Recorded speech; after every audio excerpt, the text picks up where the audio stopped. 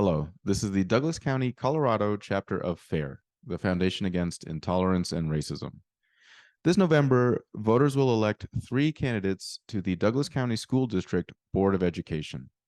We're interviewing candidates to learn more about them, their ideas, and where they stand on issues related to intolerance, racism, and our common humanity. There are 7 candidates running. We reached out to and followed up with all 7 candidates, but unfortunately, despite our persistence, we only heard back from 3 of them. We're very grateful to the 3 who sat down and spoke with us, and we're hopeful that next election, every candidate will jump at the opportunity to speak with FAIR. I'm your host, Amit Gupta. I'm a volunteer with FAIR and a resident of Highlands Ranch. I hope you find these interviews insightful. If you like what you see and would like to learn more about FAIR, please visit fairforall.org. In the following conversation, I spoke with Maria Sumnicht. Maria is a mother of 3 children and has 2 grandsons. Her 2 youngest children both attended university in the state of Colorado and now both work and live in Douglas County. Maria is one of 2 candidates running for the Board of Education Director position in District F. I hope you enjoy our conversation.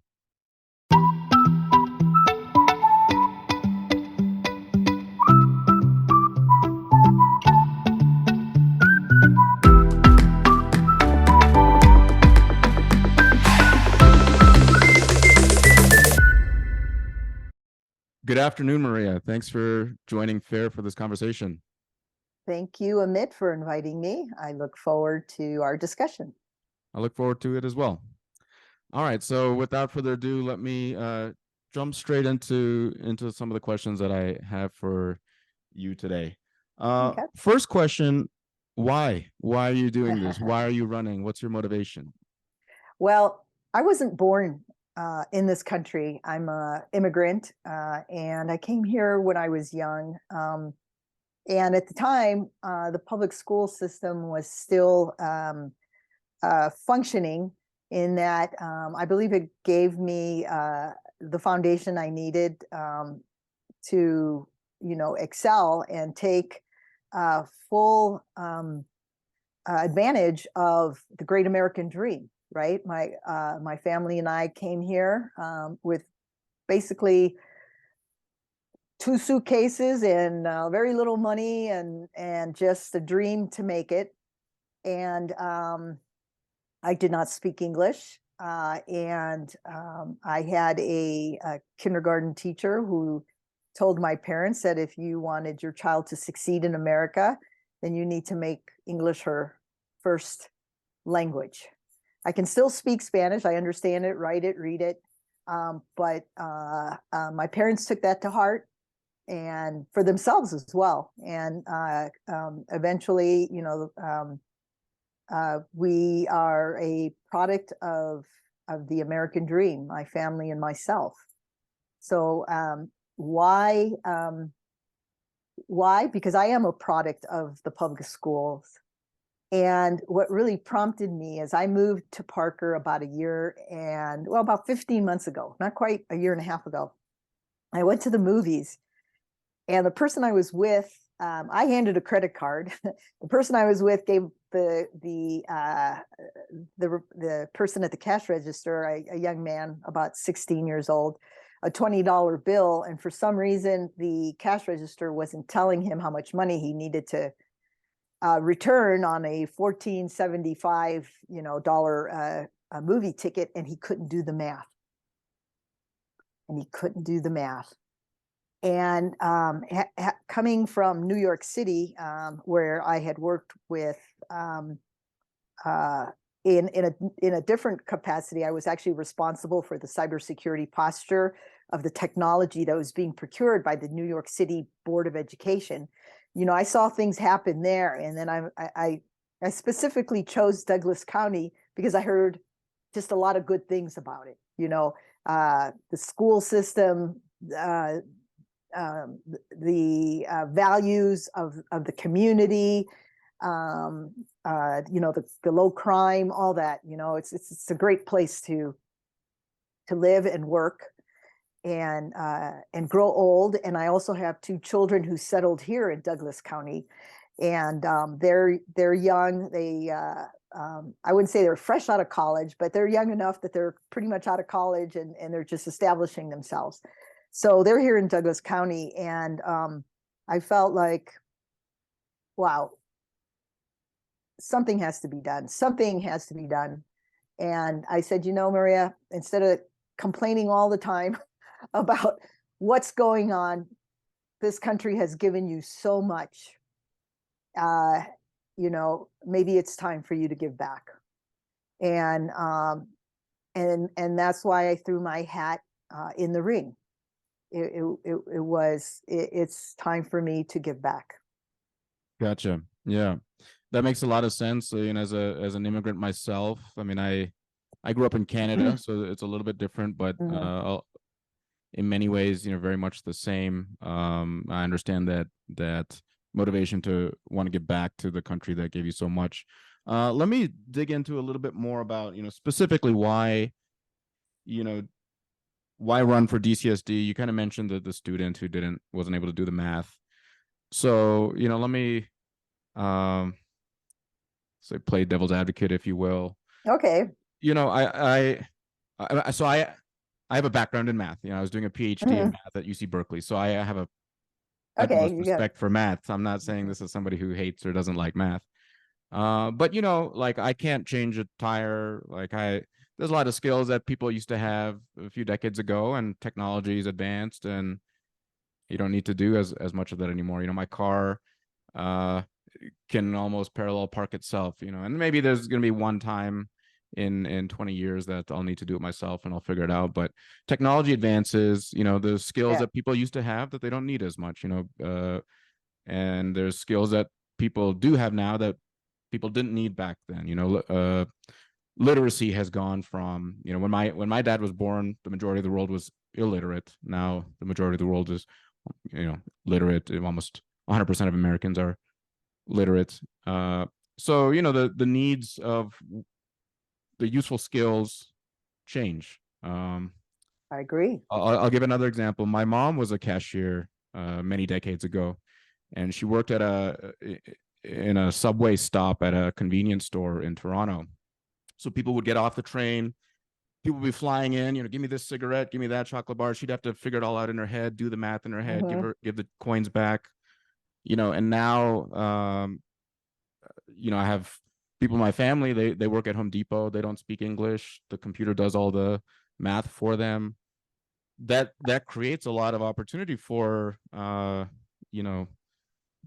technology offloads a lot of the economic burden, in a good way. And people need different skills. People need to be computer literate now, more than, that wasn't even a thing decades ago. So, I don't want to belabor the point specifically about math, but maybe you can go into a little bit more detail about, whether it's this, one kid's math skills at the right, or something more broad so that you're hinting at. So it's really interesting because growing up, I did not think I was good at math or science. It happened to be a high school math teacher who told me, you know what, you're really good at math. And I looked at him like, what planet were you born on?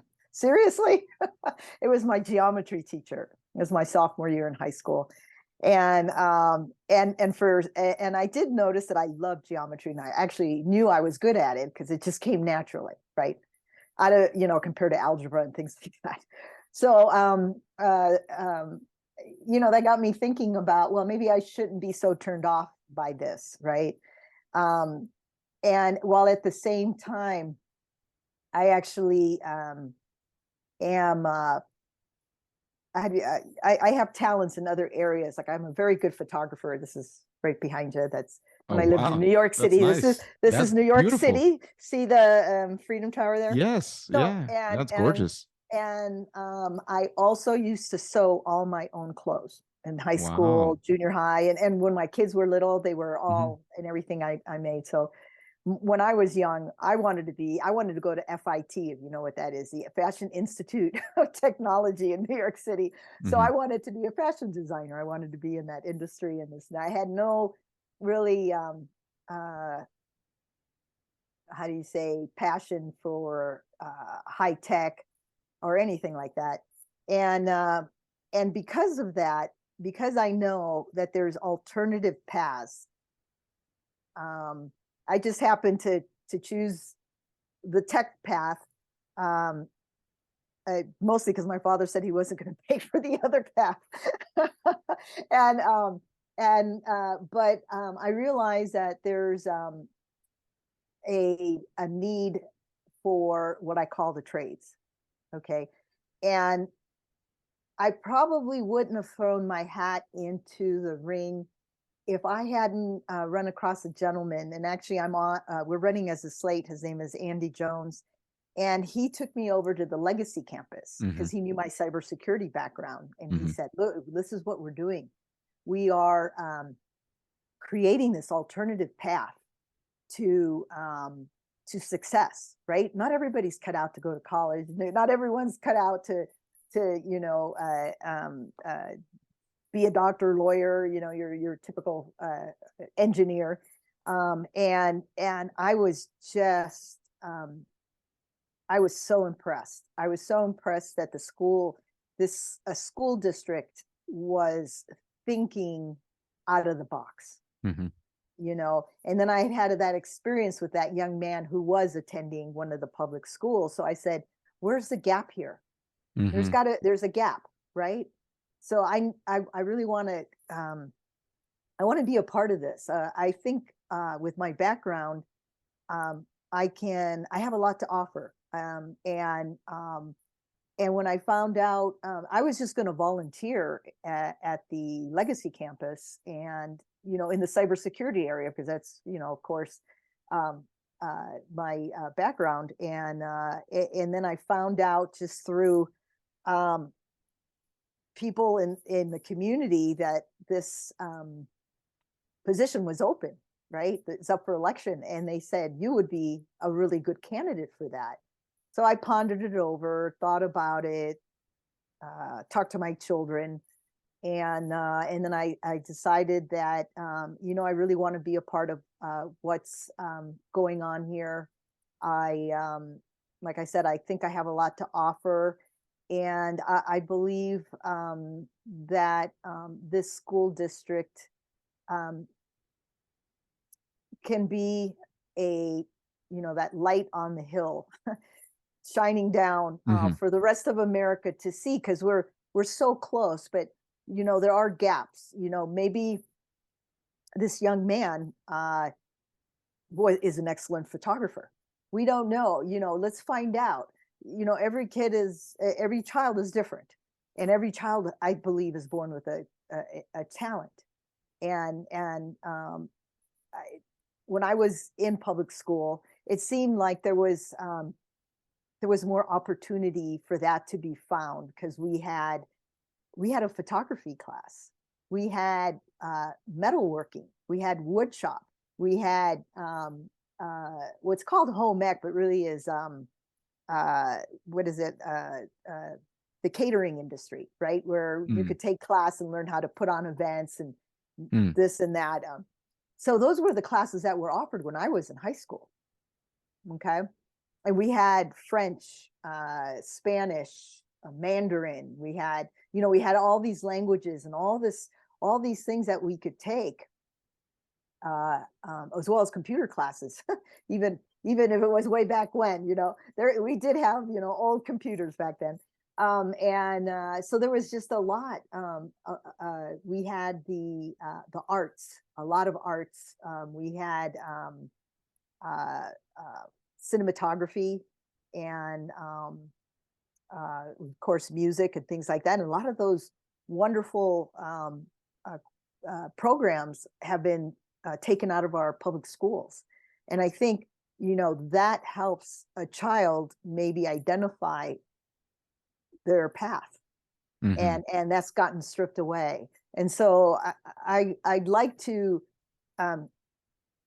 work with the current school board that's going to do another 2 year, that has another 2 years that won't be up for election until 2025, to see if we can really begin to transform the public schools so there is no child left behind. There's no reason why a 16-year-old can't do remedial math. 20 minus 1475. That's just basic. So Right. it's not like solve for X. Okay. Right. So so that's kind of the background of that. Great. So I I think that touches on, actually, I feel like you're getting into my next question. So Okay. I think it's a good point to get into that. If I understood you correctly, you know, you're seeing some potential in the district with things like legacy and thinking outside the box and providing Mhm. opportunities for kids to find their paths and reach their potential. But there's still some gaps. There's still some things that kids aren't getting, and not everybody. I guess for people who aren't going to go into the trades, there's things they're missing out on, and you mentioned some things that might be missing in terms of photography and that kind of thing. Yep. So so my next question is, like, what are your top three priorities? Is this one of them? To let's say broaden the set of the offered curriculum. Maybe you can just tell me, what are your top three priorities? Yeah, my top three priorities is to broaden the curriculum. So there are paths for every child, that a child doesn't feel left out in some sort of way because they're not good at anything that's being offered. Like I said, there's just so much that can be leveraged to help children find their niche, right? To help them find their destiny, right? So it's something that they're going to love doing, right? And when you love to do something, what does that usually result in? Success. When you're successful, you have good self-esteem, you have good work ethics, because you're working for yourself, right? So it just builds a holistic uh, person, a person who one day might be at the movie theater and decide, hey, it's time for me to give back. The other is, and I don't know how much you had a chance to look into my background, but I was the co-founder of a physical security company, and I have designed security systems for some of California's largest school districts, and some of its most prestigious. So one of the ones I did was the Pajaro School District. I don't know how Pajaro's over off of Half Moon Bay, Okay. since you're from the San Francisco Bay Area, and that is it's a school district really full of immigrant workers, and there's a lot of gang activities there. So they had a completely different set of requirements for their security of their schools, and I did K through 12 there, as opposed to Pacific Grove, which, if you know where Pacific Grove is, it's between Monterey and Pebble Beach. So that school district obviously is a more affluent school district, so they had different requirements and different needs and things like that. So another school district we did was Morgan Hill, if you're familiar with the South Bay, and I was in the Bay Area for a long time. for a long time. My Yeah, geography is not that. I mean, I know Half Moon Bay, but I couldn't tell you about Pajaro. Oh, okay. Yeah, Yeah. these are So the school districts off yeah. the Central Coast. Right. So Yeah. yeah, so I have a really solid, on top of the cybersecurity background, physical security. Access control, camera systems, and other technologies that can be layered on top of that to give you more situational awareness, right? So working, with the current security officer, which I hear I haven't met him yet, but he's a former FBI agent or director, I believe, and then just maybe helping and bringing some of my perspectives in there, as well as working on what got me going in the first place is academic excellence, making sure that every child can graduate, can read at grade level, can do math at grade level. That's really not much to ask for. And I truly believe it's achievable. So those are my the three things that I'm passionate about, and in the time that I hope to have, if I get elected, I will work diligently towards that. Okay.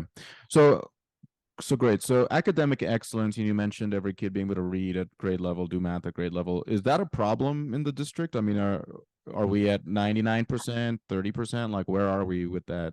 Oh, we are we actually do good at the third grade. 86% of the children can read and are at grade level in math. Okay. It starts dropping off from there. And I want to know why. I'm not in it to see the stats and what the full curriculum is, but it drops off from there. And it drops off to 67. And anyway, it's around 67% for both by the time you're a high school grad. So, there's a 20-point delta there. So what's going on? That they haven't kept up with that. So, yeah. So, what would you do about that? Is it too soon to say what the plan is, or Yeah, because I have to really dig into the curriculum. So one of my big how do you say? I am a complete proponent of a learning system for reading and writing. We haven't even discussed writing, but that we can go into that later. For reading and writing, called phonics. I don't know if you've ever heard of it. When I was growing up, we had Hooked on Phonics. Yeah. It actually is I learned how to speak English using phonics. And my children all went through a school that was completely focused on phonics. And they were reading at the 4th grade level when they were in kindergarten and 1st grade. So that tells you the strength of that type of program. So something is happening after the 3rd grade that is causing this delta. And I believe that the curriculum needs to be looked at and to see where its deficiencies are. I mean, if I assume you were in high tech. Are you in high tech of some sort, Amit? Yeah. I spent a long time in Silicon Valley startups. Silicon Valley, yeah. So if there was something, let's say your go-to-market strategy isn't really getting you the results that you want, you'd go in and you'd look at your marketing plan and you'd find out, what is not working and what is working, right?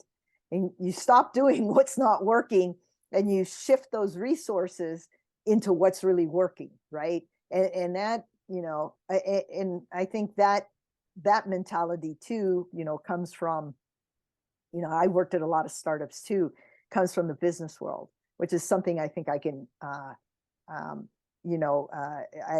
I can bring to the table too as a school board member. So is really having the acumen to identify the deficiencies and then basically steer away from them and then go towards what's working, right? So it's hard to say now with because curriculums are they sort of shift from usually it's K through 3rd grade, right? And then 4th through 5th, and then you get 6th through 8th. You know, that's basically, you know, the sort of the buckets, right? And so somewhere in there, I truly believe before the child gets to high school, the numbers already have dropped off. So in those two specific bucket areas, you know, fourth grade through sixth, and then you've got your junior high, something's going on. Yeah. And I think So that so it's interesting you brought up the kind of analogy with go to market, and you know, so my mind goes to, I would look at our whatever our business intelligence tool is, and look at our stages of our funnel, and we've got different campaigns that we can see which campaigns are converting at which rates, and compare that against historical campaigns, and we can say, okay, this campaign is failing to convert at this stage of the funnel, or you know, when the SDR reaches out, there's a big drop off between right. that and when the salesperson drops out. And the, you know, the difference is you have all this data, you have you're talking about things, campaigns and whatnot that you're executing on a multi-quarter time scale. We're not talking about the education of a student over a decade.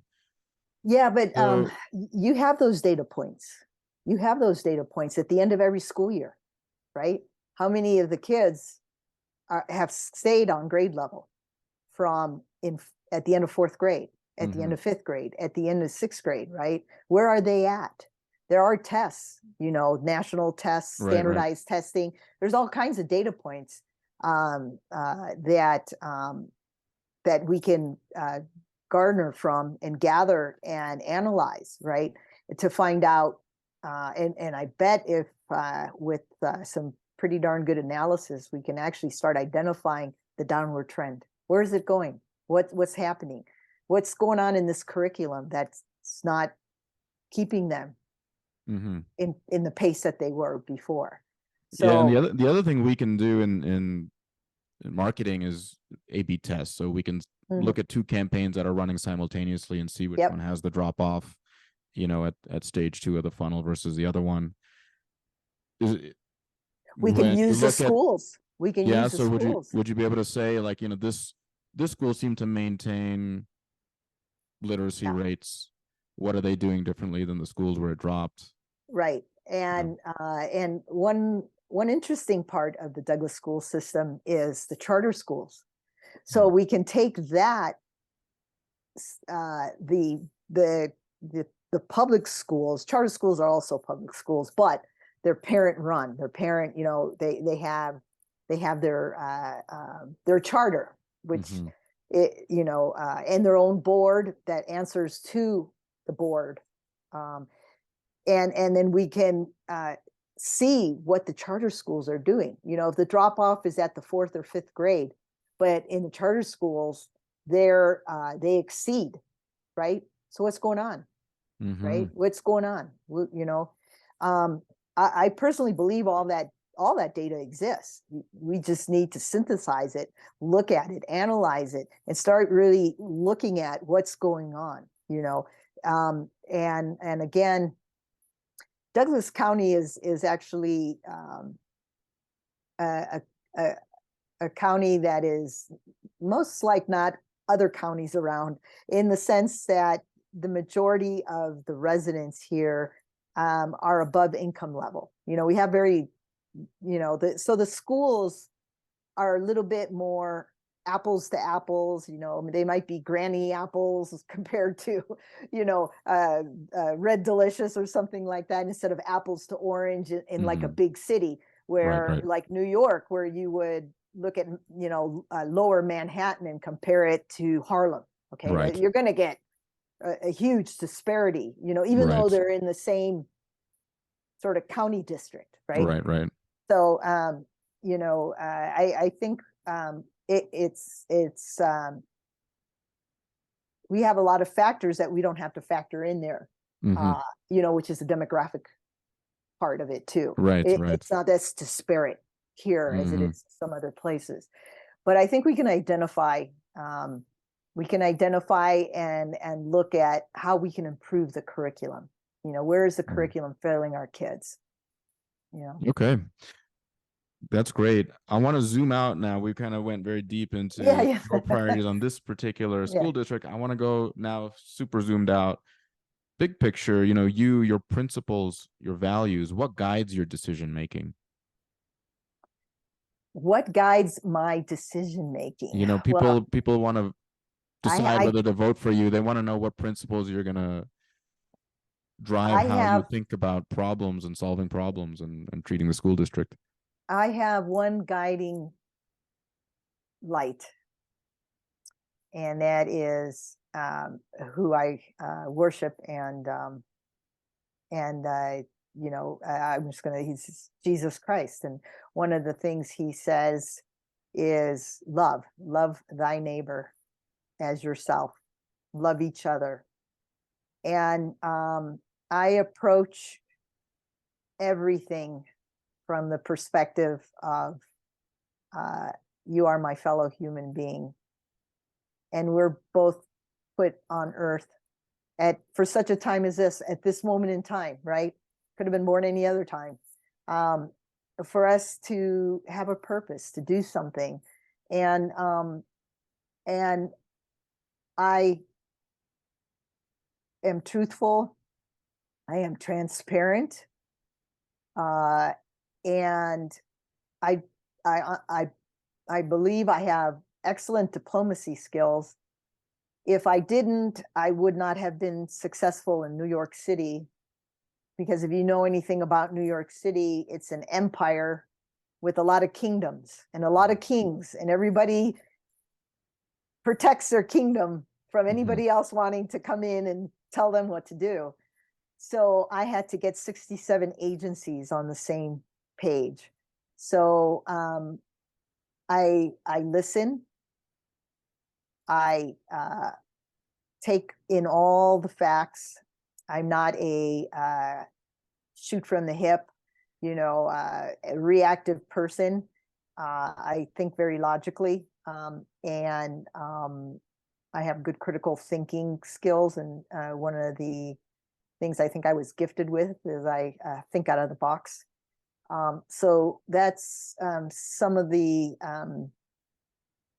attributes and principles, always working in truth and honesty. Great. Okay. Thank you. All right. So my next question is a little bit of a uh getting back down into the concrete a little bit. Mhm. So FAIR, you know, we're the Foundation Against Intolerance and Racism. Uh, Several things that entails in terms of what we value, and one of those is that all perspectives should be heard. So one of the themes of let's say contentious themes or themes of discussion around the school district is teacher voices, parent voices, student voices.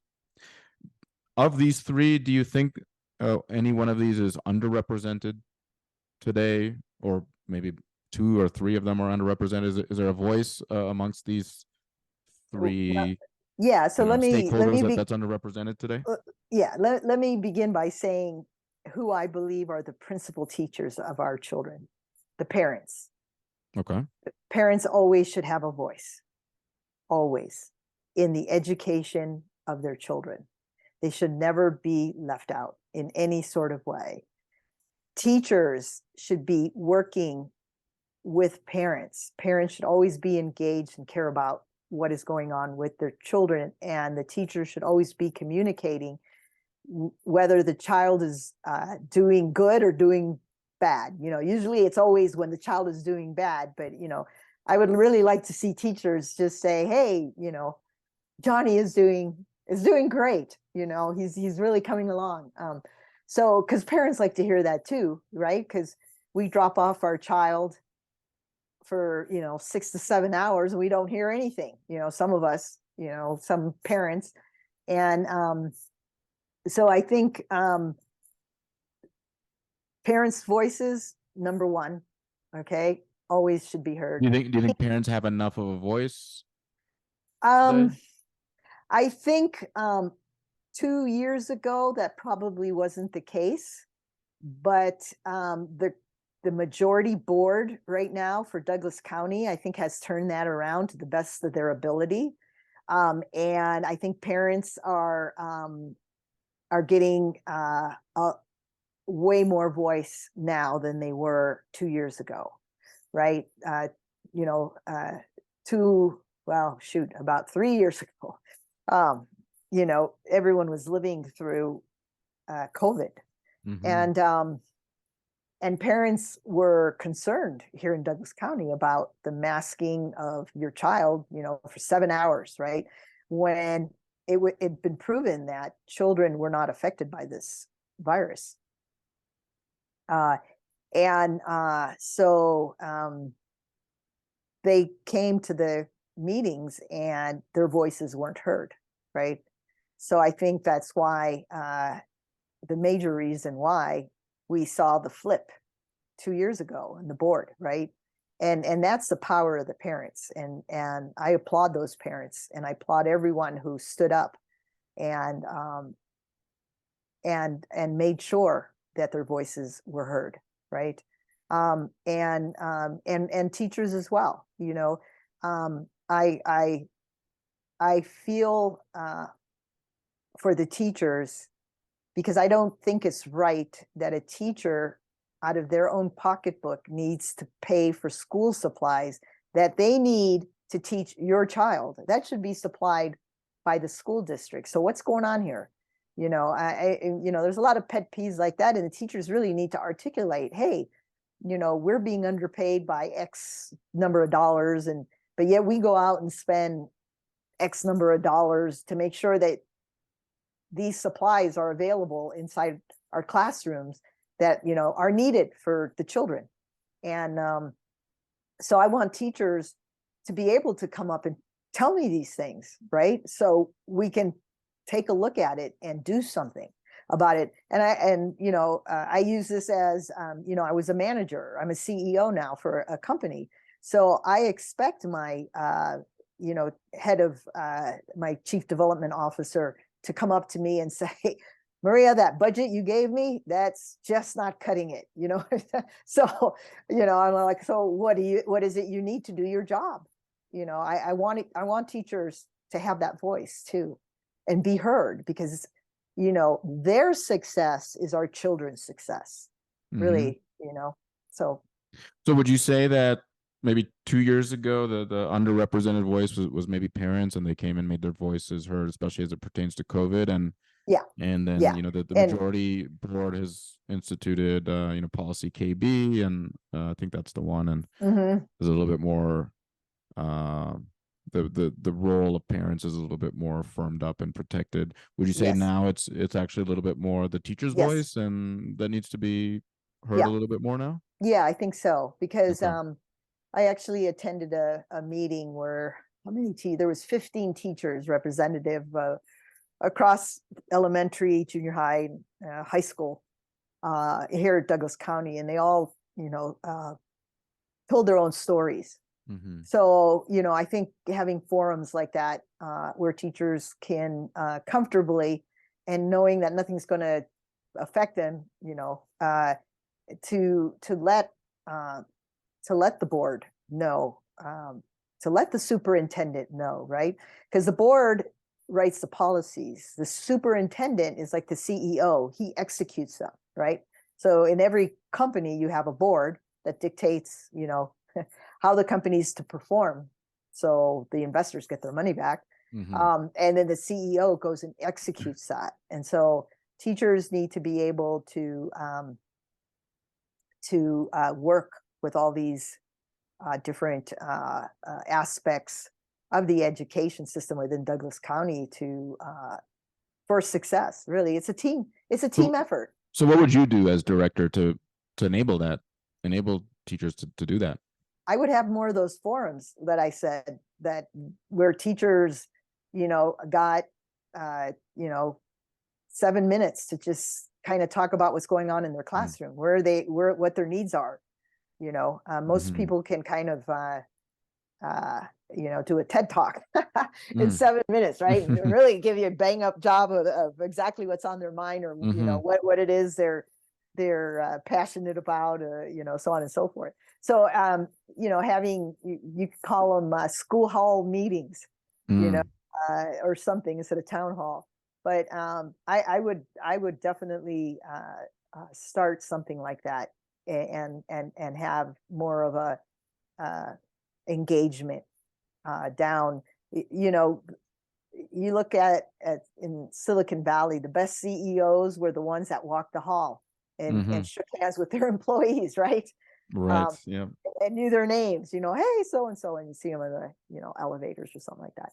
So so I think that whole relationship in most school districts isn't really there, and it really needs to be there, because in reality we are a large entity, a large corporate, a large company. I mean, we can think of ourselves like that. We're structured like that, Mm-hmm. right? Our customers are the parents and their children. Mm-hmm. So what are we producing? Yeah, makes sense. Well, Great, thank you. All right. I'm going to switch topics again. I want to ask you about student activism. What do you think? Do you think the school district has any role as it pertains to student activism? so there's good activism and there's bad activism. Um, I encourage everybody to get involved in politics. In fact, my children were involved very much as soon as they became a voting age. I have a daughter of mine who went and worked for a candidate and got involved, and was a poll watcher and all this stuff. Mm-hmm. So that's great activism, because that's caring about your country, and looking to the future to make sure the right people get in positions of leadership, right? And sooner or later, maybe you're going to wind up in that area, and you're going to know more about it. So there's great activism for standing up for the poor, and making sure that veterans, for example, who fought and lost limbs for us, for our freedom, are treated properly, and there's activism for things like that. But then there's destructive activism as well. The activism that we saw in 2020 in some major cities, where businesses were destroyed, and that's not activism, although they called it that. That's terrorism. So I encourage everyone. One of the things I did with my children when they were really, we started as soon as they could really know how to cook, about the age of like 8 or 10. My son was 8 when I started bringing him, and so they were like 8, 10, and 12. We used to go to a soup kitchen on Sundays, and we used to cook dinner and then welcome the guests in. And so they learned how to cook for 200 plus people, and they learned about that not everyone in America has had the opportunities, or the opportunities were taken by some circumstance, and that we're all human beings, and we need to help each other. So that's something that you need to instill in children, is volunteerism. So going out and volunteering, and that kind of activism I absolutely encourage, and actually would love to promote across the entire school district, is to have kids volunteer to be soccer coaches for U6 teams, or Right. anything, whatever. Yeah, So volunteerism. Yep, definitely. You so touched on uh the idea of veterans, not getting the treatment that they need. I think a similar type of issue was some of the first responders at 9/11, after 9/11, for a long time didn't get some of the treatments and help that they needed. So, hypothetically, if there were a protest during school hours to champion this cause, where do you think the district should land in terms of students saying, I want to be engaged? Sure, I want to volunteer. Protest is also part of it. I want to go out to this protest. What do you think the role of the school district is in something like that? I think for noble causes like that, I think the school district should not only encourage it, but also they themselves should be out there supporting good causes like that. Now, other causes we have a First Amendment right, and it's very precious to us. We should always embrace it. So, like I said before, there's good causes and bad causes. Let's say, is there a cause that you think is bad or you disagree with, but you would still kind of support a student's First Amendment right to go out and protest without, getting hit with truancy or something like that? First Amendment right. Yeah, I mean, that's why we have the First Amendment. So even if you didn't disagree, if you disagree with certain things, people do have the right to be heard. And I'm just one vote. So if there was something that was like maybe I didn't stand behind, more for my, from my religious background, I might not support. I would have to look to see what was really behind the protest in order to make a decision on whether or not, that would be something I would be inclined. I always look at it, would I be inclined myself to go and take up that cause? Pick up my cross and take up that cause. Like I said, there's good and there's bad. I tend to think the gray areas are if they're gray, they're definitely always put into the bad bucket because if you can't delineate, then. Yeah, I'd have to look at the situation. I would have to take it situation by situation and whether or not and whether or not it's age appropriate. You know what I'm saying? So I don't expect like 7-year-olds to go out and protest for veterans' rights. Okay, they should be in the classroom learning, but maybe in the high schools. To because they're getting close to voting age. They're making them politically aware. Bringing back things like political science into the classroom, so they can study, American history. They can study, constitutional decisions made, for this and that, and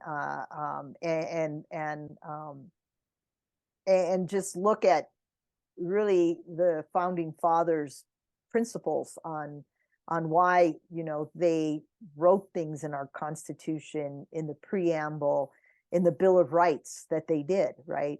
And most children, when you ask them what the preamble is, they don't even know. So that's a shame. So right. I think if you're going to teach children to be activists, you need to also educate them in political sciences and in civics, specifically in civics, so they know what it is this country was founded on and why they have that right to go do that. Okay. I'm gonna shift to another let's say contentious topic. So I'm gonna read to you part of FAIR, FAIR has something we call the Pro-Human Pledge. It's got three Mm-hmm. parts. I'm going to read to you the first part about fairness. Here it goes. It says, I seek to treat everyone equally with regard to skin color and other immutable characteristics. I believe in applying the same rules to everyone and reject disparagement of individuals based on the circumstances of their birth. Do you agree with that sentiment? I agree. Okay. And I can wholeheartedly say that because that's my life. Great. My parents were born very poor, from very poor families. When we came here, we didn't have any money. Mm-hmm. So that was our circumstances, right? But yet, my father, through his hard work and his dedication to his profession, wound up having Steve Wozniak as his next door neighbor. So that's how I grew. Wow. Yeah, so there you go. So like up in Los Gatos, you know. Yeah. Yeah, you know where that is. Yeah, that's where they lived. My Right. mom and dad. They came here with, you know, we lived we lived in this little apartment that as a resident he was given by the hospital to, so for the four of us to be in, you know, and we lived in there for the longest time. Anyway, but I believe in perseverance. I believe in hard work. I believe in a higher power, and looking to that higher power to guide you in your path. Um, and God will provide. And you as a person must always rise above your circumstances. If you take on a victim mentality, you do yourself a disservice. And not only do you do yourself a disservice, you do everyone around you a disservice. And most of all, you do your children a disservice. Mm-hmm. You need to teach your children, and I truly believe this wholeheartedly, that life is not fair. Mm-hmm. But that does not mean you cannot succeed. Okay? That just means you might have to work harder than the next guy. But that's okay, because you're going to wind up with better character. And that's what you should strive for, is to be that better person, is to have is to be that person who has empathy for your fellow human being, that you can't walk by somebody who's got a little tin cup and asking for a few bucks so they can buy a hamburger. You know, you need to always count your blessings and look to help others. And like I said, obviously I'm not white, but and I am very much against reverse racism, and any racism of any kind where you're judging people. And I believe Martin Luther King said this best: you're judging them by the color of their skin, not by the content of their character. And I think that's what's most important in life, is you rising up above your circumstances and plowing forward, succeeding, persevering. If you get knocked down, scrape your knees off, you know, scrape the dust off your knees, get back up and try again. Do you see any of this as an issue in the school district? You know, judging people by the color of their skin rather than the content of their character, or sort of a victim mentality, and letting the circumstances of your birth kind of. I don't see it too much of an issue from what I've noticed, and mostly because that doctrine hasn't been fully rolled out in the school district. Which doctrine? Like victim mentality doctrine? I'll just call it critical race theory, and the other one is diversity, equity, and inclusion. Well, so there is an equity policy, and actually, this is the next thing Right, I was going right. to touch And on. What do you think? There is an equity policy. I'd like to know what you think about that. There were changes made to it in May. What do you think about those changes? And then maybe like in your mind, what would an ideal equity policy even look like? well, I think the changes that were made were in absolutely the right direction. In other words, what it did was it didn't make one group more, I don't want to say privileged, but more have more say or voice in certain areas, right, than others. And when you start to do that, you create what I call racial division.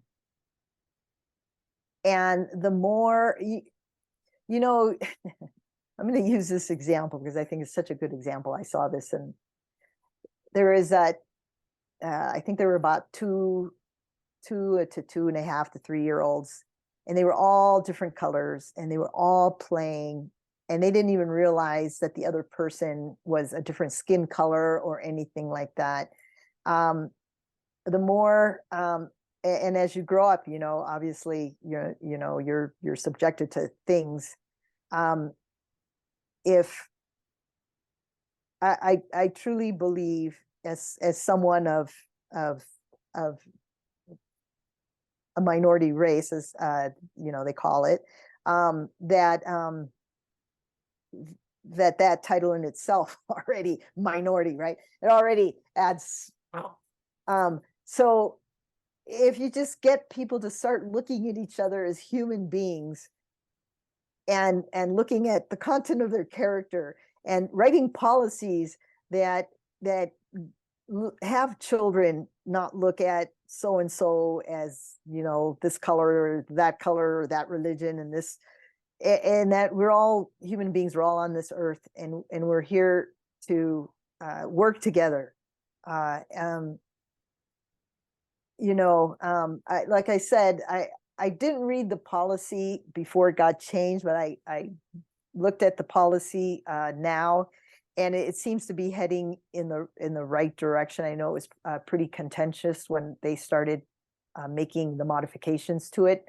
I don't know if you attended some of those school board meetings. You can go back and look at the recordings. I did. I think I think the district you're running for was oh no, that's the other district, but yeah. one of the directors, resigned at that point in time. Yeah, because all their racial division language was being taken out.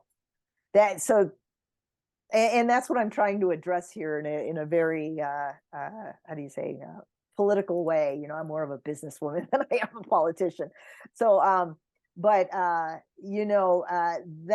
language that was removed needed to be removed in order for true equity to exist. Okay, having one, 2, 3, whatever groups that they define as, it's everybody. You got to either include, equity is everybody. There equity or equality, right?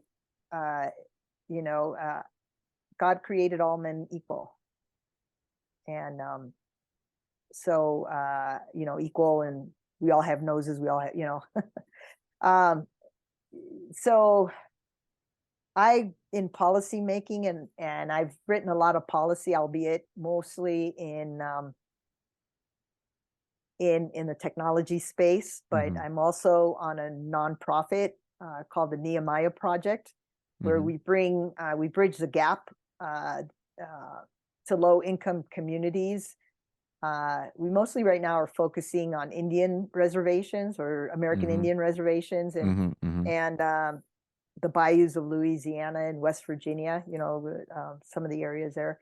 But writing policies where no matter which one of those diverse ethnic groups that we're trying to reach, that we're providing the same services, the same that everyone has a fair and equal opportunity to reach their potential.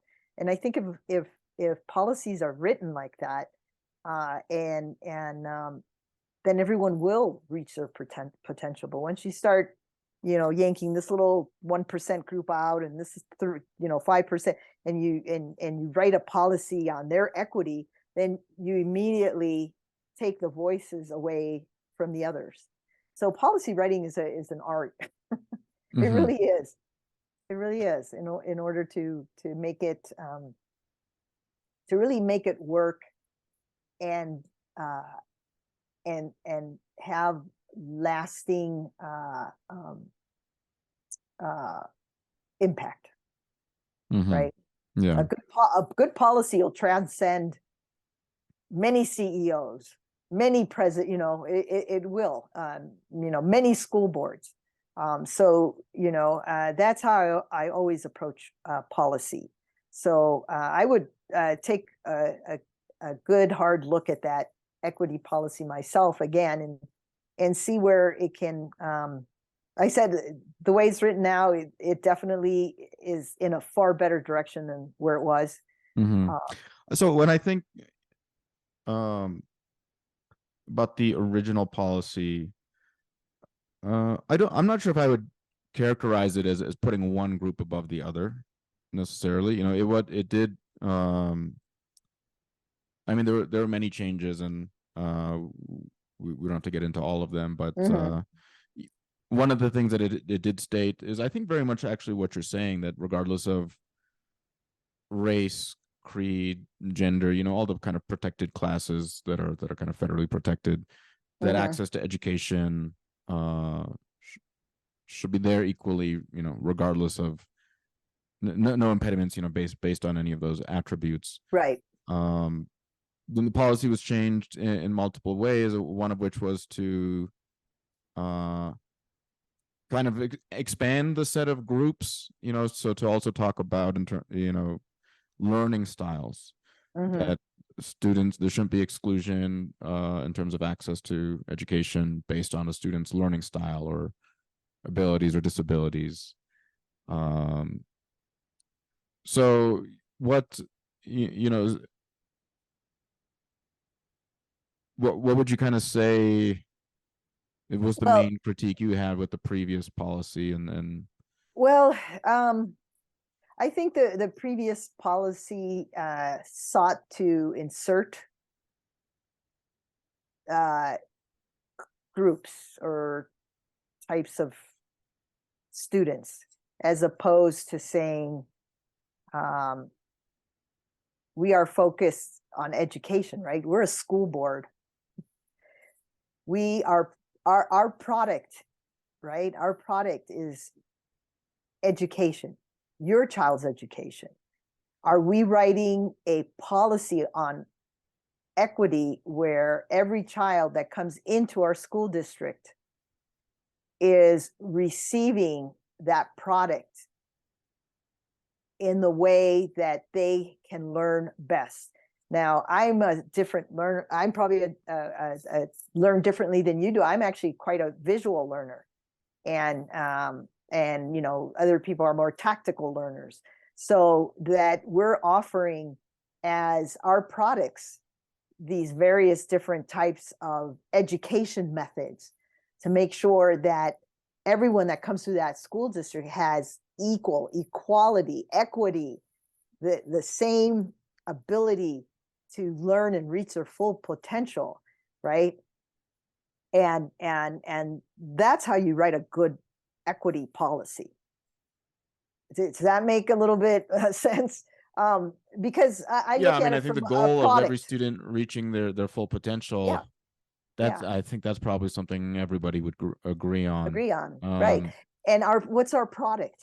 What's our product? You got to write policies based on what you're trying to achieve. Like I said, if you look at my background, I actually wrote the cybersecurity policy and standards for the Internet of Things for the city of New York. Okay, across 67 agencies that are very diverse in their needs. The fire department has different IoT needs than does the Department of Sanitation or the Recs department, right? Or the taxi and limousine services agency. So the policy I had to write actually had to, again, for using that word, have the coverage, the umbrella coverage that equally gave each agency the ability to look at the policy and say, okay, we're going to get this technology, we're going to produce this type of education, right? I'm doing comparisons now. And this policy is going to help us achieve this, right? Now, the superintendent takes the policies that the school board writes and executes them, right? So then this policy was given to the CISOs of all of these 67 agencies, and they executed on these policies, and across all the various different types of agencies, or across all the various different types of grades, kindergarten through 12, special learning, all that, right? It's a policy that's written that can be you're not going to sit there, then you've done a really bad job of policy writing if you have to write a policy for every grade. If you have to write a policy for every type of learning, whether it's special education learning, the continuing education learning, right?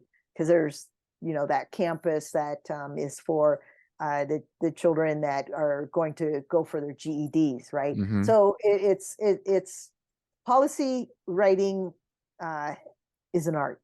It really is. So do you think, maybe reading between the lines, you can correct me if I'm misinterpreting, at a high level, we could say that the policy used to say, something along the lines of equal access to education for all groups based on race, blah, blah, blah, blah, blah. And like I said, it was changed in many ways, but one of which was to add, also equal access to educational opportunities based on all these other things. And you're kind of saying, if you're writing a policy that's enumerating every single group that it needs to apply to, it sounds like it's a bad policy. Yeah. Should this policy then even exist? Do you think it just shouldn't exist? Does it serve a purpose?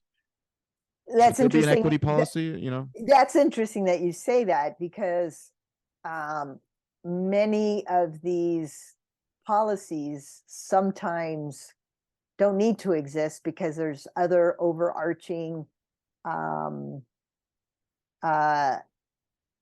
legislation, laws, ordinances, constitutional rights and privileges that already exist, right? That would be like me in my policy, writing a policy for password security when I know for a fact that already existed, right? Why do I need to go there? I don't. So good policy writing looks upward at what is already there, and then addresses what's not. Okay. So I'm going to ask you a follow-up question, but first I want to read another part of our pledge. Okay. The second part of the pledge is it's about understanding. So I'm going to read it to you. It says, I am open-minded. I seek to understand opinion or behavior that I do not necessarily agree with.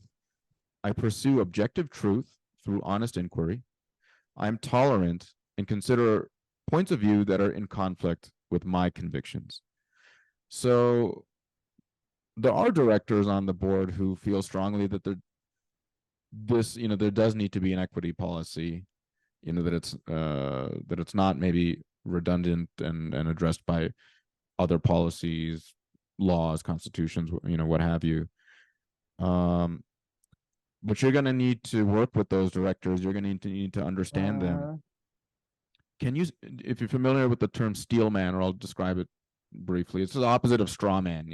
I know what a straw man is. Yeah. Yeah, so it's the opposite of a straw man. What's the strongest possible interpretation or framing you would give of the opposite? Your opponents. Uh, you probably know what some of your opponents' opinions are about the equity policy, or if not Mhm. in detail, at least in broad strokes. How would you steelman that position, and how would you work with those directors? Well, I would definitely listen to them. I mean, that was probably one of the main reasons I was so successful in New York City, as well as in my professional career in Silicon Valley, having to get things done cross-functionally at a large company like Cisco Systems, where I worked there for 13 years, um, involved listening, negotiating, and diplomacy. So those are three skills that you must bring in every encounter, whether the people are, whether you agree with their position or not. If you're all trying to accomplish the same goal, then you need to work together to make sure that that goal is achieved, and that you can listen and pull out what their concerns are and address them, right? There's a really good book. I think it's The 7 Habits of Highly Successful People, that Mm-hmm. points out this process, right? And listening is the first thing. Again, addressing, no, letting them know that you heard them, and saying, this is what I heard that your concerns are. And I'm going to address those. So let's address those together. Okay. Let's take those, work together on the concerns you have, and these are the concerns I have. Okay. Let's put these, however, I'm just going to pull a number out of the hat. Let's take these 4 things, 2 are yours, 2 are mine, and let's work together to get a compromise on these things. Now, in the end, it might not be 100% of what I wanted, or 100% of what they wanted, but at least we got to point X. We got to some point where we did something that is beneficial. In the end, you look at it and you read it, or if it's a policy, and you say, okay, did what we just do, did that meet the goal, and was it written in a way that it was beneficial Mm-hmm. for what we were trying to achieve, right? Right. So that's kind of the way I've always worked. You can't come in like a bull in a china shop and expect Mm-hmm. to get anything done. Mm-hmm. So I heard kind of, listening, compromise, diplomacy, negotiation. Those would be kind of your MO, Yeah. how to work with, people you disagree with. But specifically on this equity policy, uh,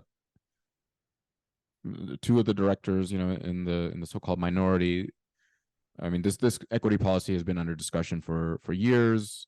They've made statements during board meetings, and perhaps even outside of board meetings. Like, is there anything from what you've heard of what they've already been saying that you've listened to that you would pull out as like valid?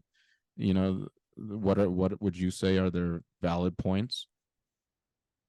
um I don't want to speak for them. I don't think that's fair. um and they uh have their paradigm, right? The way they see the world, and how they view what is going on around them. And I know things didn't go their way, the way, and I know there was a lot of infighting and other things that culminated from that, including lawsuits. And that's not the way to work with other people too, right?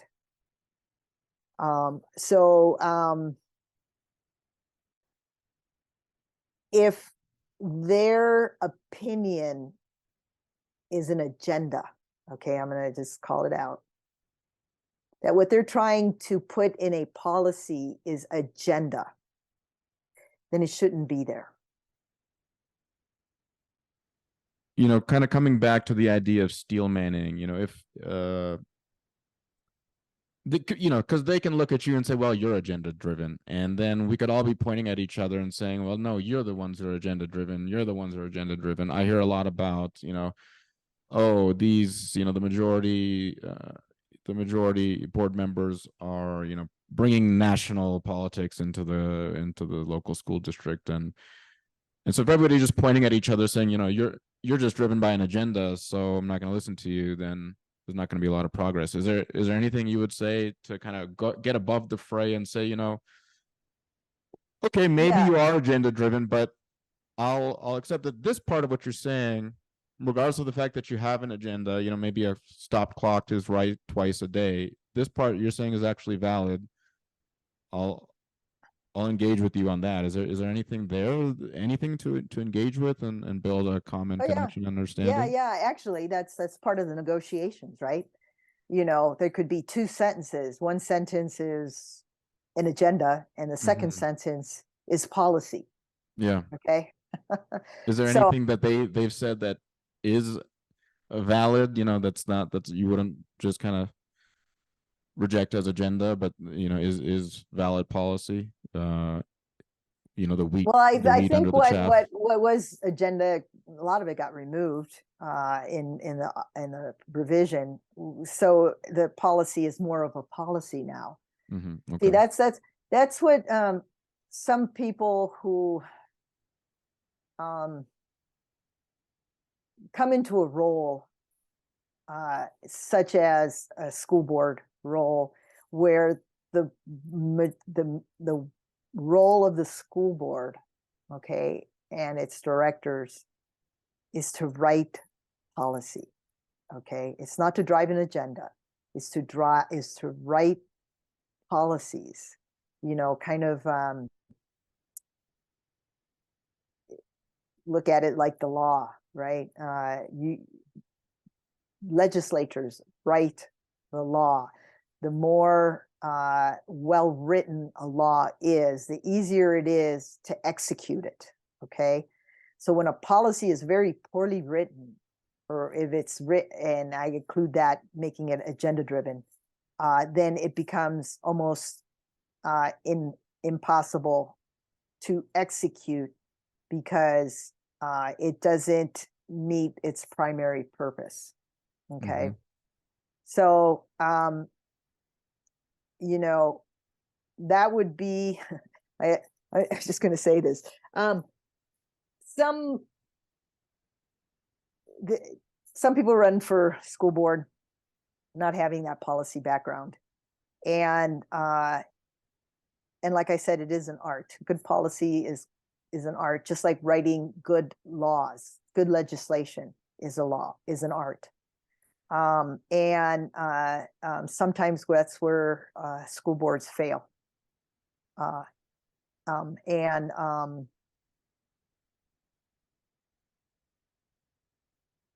I would say, in answering this, that the steel man behind me is the fact that I have that experience, and I can easily identify when something is more agenda driven, and I can use technology in that too, you know, because working with various types of teams, organizations, and agencies, they all have their agenda too, right? But when you write the policy, you can't put their agenda in the policy, you know, because that's agenda doesn't fit in the agenda of the fire department, doesn't fit in with the agenda of the sanitation department, nor does it fit in with the agenda of the Department of Transportation, you know.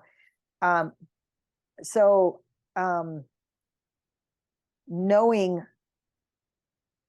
that and having a sound foundational background and experience in actually writing policies is I believe is the steel man that I bring to the table. And you know, I don't want to put any words in any of my who would be people I'd have to work with, right? So here goes, you know, love your neighbor as yourself. I'm not going to talk bad about them. I'm not going to say anything. I'm not going to put words in their mouth. I'm not going to say, because you know, sooner or later, the world is a very small place. You're going to wind up by working steel man, people. by steel man, what I mean is, you know, I mean your opponent, you know, so just to kind of flesh out the analogy, there's an idea of a straw man or a straw man argument. And a straw man argument is when you take your opponent and, you know, do the worst possible interpretation of their argument so you can easily bash it. You know, a straw man is something that's really easy to beat down. The steel man is the opposite of that. You know, what is it in their ideas, their arguments, their philosophy, their values, their principles that you actually, you know, you understand, you see as valid, you know, maybe even if you don't even agree with it, you would, you know, I can understand their position. Find common understanding or respect or validity in their position. That's what I mean by steel man. My next question is kind of what you were talking about, but to this point, the respect thing, that's an important word in all this thing, is having respect for that other person, right? And you can't approach someone and immediately, you know, in a very disrespectful way and expect to ever get any results. Okay. I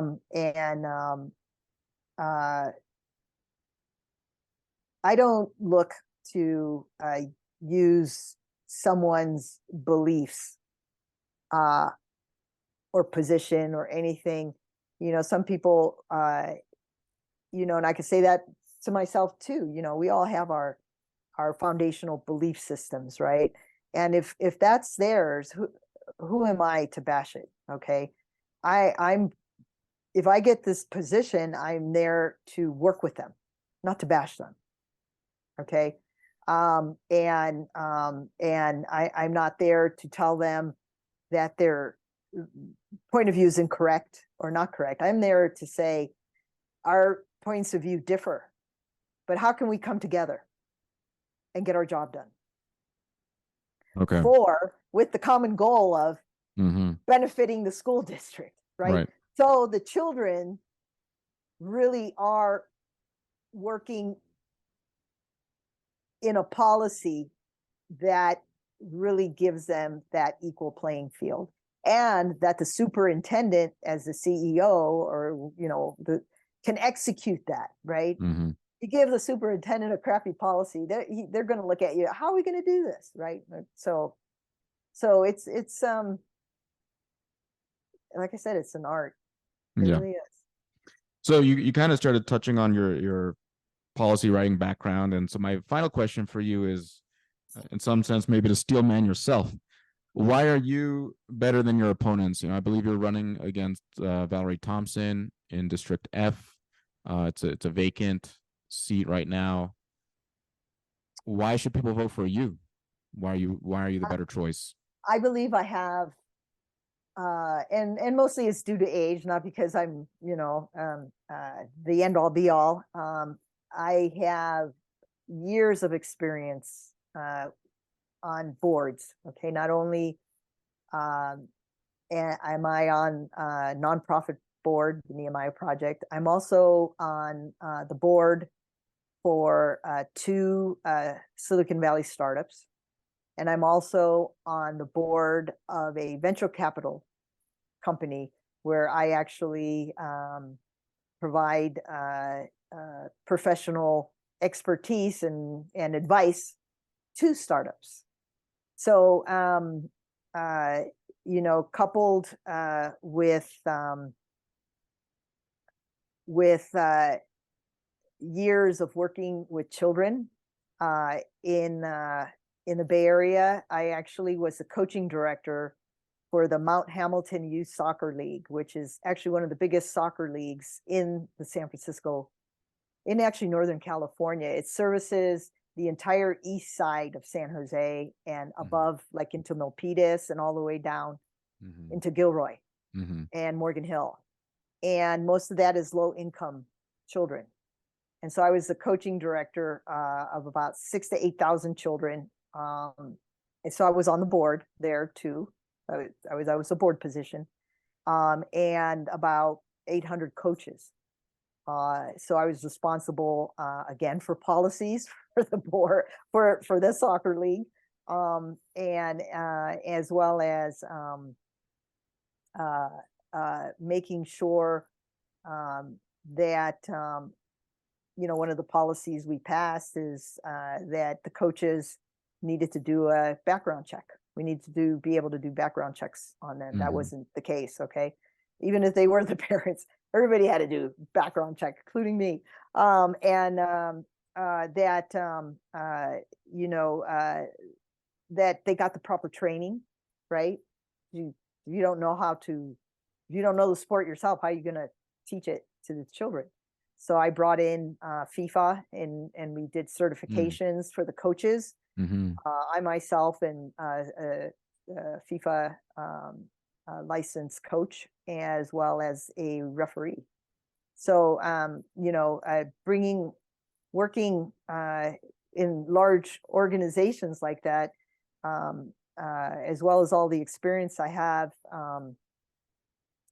you know, in Silicon Valley. I don't know if you know anything much about my background, but I was also a computer scientist at NASA at Ames Research Center for several years.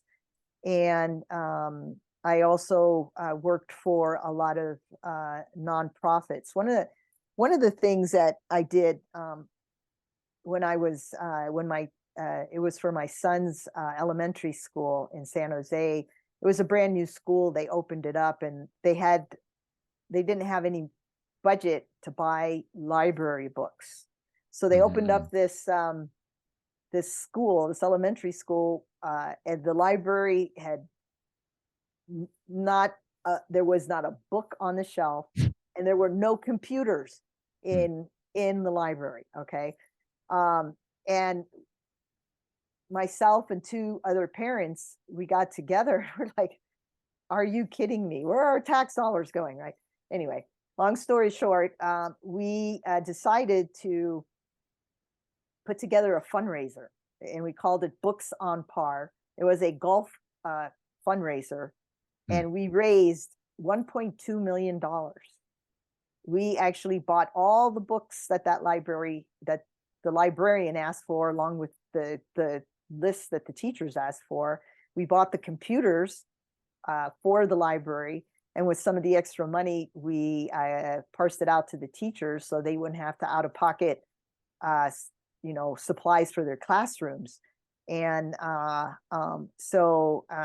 you know, I've got a lot of heart for a lot of this stuff here in Douglas. Even though I've only lived here for 15 months, I worked with an organization called Save the Storks. I don't know if you've heard of them. And I used the same thing I learned in the Books on Par. And they always wanted to do a golf fundraiser, but they never knew anyone that actually had done one. And so I worked with them, and theirs was called Golf for Life. And we raised $77,000 to fund a mobile health clinic for young pregnant mothers. So those are the kind of things I love to do. I'm passionate about our youth, and you know, I've been volunteering my whole life. So I think that in itself sort of, kind of sets me apart from my the other person who's running for this office as well. Yeah. So yeah, and not to mention that I had to work with the world's, the countries, at least North America's largest school district, the New York City Board of Education, right? Not too many people have that in their back pocket. So right. Great. So the experience. That's a impressive wealth of experience. With that, Maria, I don't have any more questions for you. Okay. So I'm happy to kind of let you have the final word on your experience and what differentiates you. So thank you very much. I think this was a really interesting conversation. I'm glad we could go into depth in a lot of these topics. Yeah, I enjoyed it, Amit. It's very well done. Same, I enjoyed it Thank you as for the well. And opportunity. my pleasure. Thank you for agreeing to come and speak with us. And I hope we are able to reach a broad audience, and I hope the audience gets a lot out of it as well.